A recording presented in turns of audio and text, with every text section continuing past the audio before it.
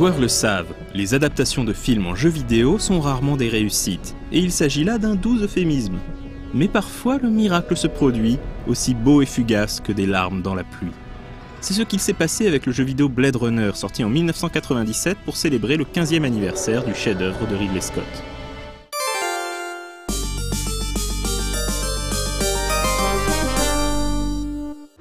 On a tendance à l'oublier, mais les studios Westwood ne se sont pas uniquement illustrés dans le genre stratégie temps réel. On leur doit également de nombreux classiques du RPG, comme la série des Eye of the Beholder ou celle des Lands of Lore, ainsi que d'excellents jeux d'aventure comme les Kyrandia, ou, vous l'aurez compris, l'adaptation en point and click de Blade Runner. Plutôt que de reprendre l'intrigue du film, Blade Runner, le jeu, propose une histoire se déroulant en parallèle à celle-ci. On n'y incarne donc pas Rick Deckard, le flic désabusé immortalisé au cinéma par Harrison Ford, mais un de ses collègues, Ray McCoy, un Blade Runner débutant. Qu'est-ce qu'un Blade Runner? Eh bien, en 2019, l'être humain est parvenu à créer des êtres artificiels à son image, les réplicants. Plus forts, plus résistants et plus intelligents, mais limités à une durée de vie de 4 ans, ces humains synthétiques sont exploités dans les colonies spatiales, des environnements souvent hostiles pour les êtres de chair. Outre leur date de péremption génétiquement programmée, les réplicants sont également interdits sur Terre suite à une sanglante tentative de rébellion. Si d'aventure certains tentaient de revenir, une unité de police spéciale est chargée de les traquer et de les retirer. Ce sont les fameux Blade Runner. Les autres Blade Runner sont tous occupés. Holden est obligé de se nourrir avec une paille, Gaff enquête sur les fractions chez Tyrell et Steele est en mission spéciale. Je crois qu'il ne reste plus que toi. La tâche de ces flics de choc est difficile, car les dernières générations de réplicants, appelés Nexus 6, ne sont pas différenciables à l'œil nu des véritables êtres humains. Le point faible des réplicants est leur absence d'émotions naturelles, détectable grâce au test de Voight-Kampff. Pendant une manœuvre, on vous attache, on vous met un bandeau sur les yeux, et on vous oblige à manger des asticots. C'est illégal. Oh, je vois. Vous ne voulez pas enfreindre la loi, hein? Si Blade Runner le jeu ne raconte pas la même histoire que le film, certains personnages de ce dernier, comme l'énigmatique Gaff avec sa passion des origamis, font de petites apparitions dans le jeu. À certains moments clés, le joueur revisitera également certains décors emblématiques du film, parfois quelques instants après le passage d'un autre Blade Runner que l'on devine être Deckard.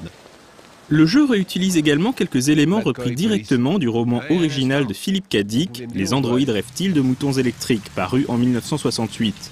Par exemple, la notion de standing social associée au fait de posséder des animaux vivants et non synthétiques joue un grand rôle dans l'intrigue du jeu comme dans celle du livre. Certaines scènes du jeu rappellent également des passages du roman. Elle en valait la peine.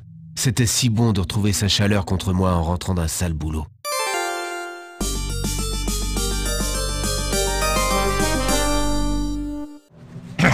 Blade Runner le jeu commence lorsque deux individus patibulaires massacrent les pensionnaires d'une animalerie réputée. Pas ça!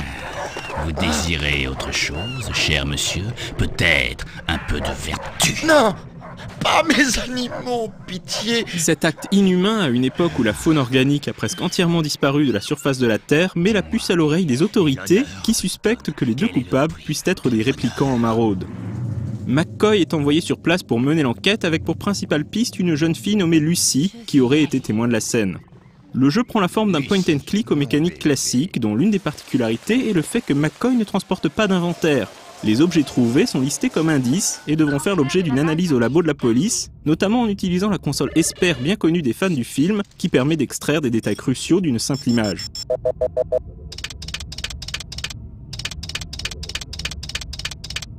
McCoy a également une arme de service qu'il devra parfois dégainer pour défendre sa vie. Attention toutefois à ne pas abattre de véritables êtres humains par erreur. L'un des aspects les plus marquants de Blade Runner est la présence de pas moins de 13 fins possibles. Le dénouement du jeu sera déterminé par les choix du joueur et la manière dont il se comporte avec certains personnages, le joueur ayant la possibilité de choisir le ton de McCoy, plutôt agressif ou plutôt empathique. Mais il y a également une part d'aléatoire. En effet, au début de chaque nouvelle partie, le jeu déterminera au hasard si certains suspects sont oui ou non des réplicants. Graphiquement, les développeurs avaient pris le parti de mélanger décors en 3D précalculés et personnages en 3D temps réel. Plutôt que de la 3D polygonale, Westwood utilisa la technologie voxel, moins gourmande à une époque où les cartes accélératrices 3D n'étaient pas répandues. Côté sonore, le jeu utilise ponctuellement les thèmes mythiques du film, ainsi que des compositions originales de Frank Klepacki, un habitué des productions Westwood, qui respecte ici à la lettre le style de Vangelis.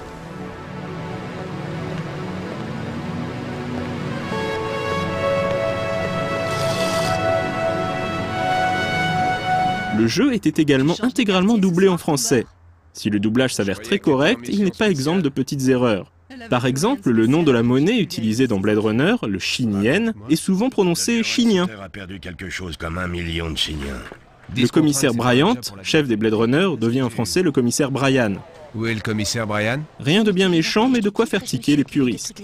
A noter qu'en version originale, le personnage de Lucy était doublé par Paulée Perrette, actrice aujourd'hui bien connue pour son rôle d'Abby dans la série NCIS. Monsieur Hunsitter, je vous en prie. La journée a été longue. Je ne veux pas.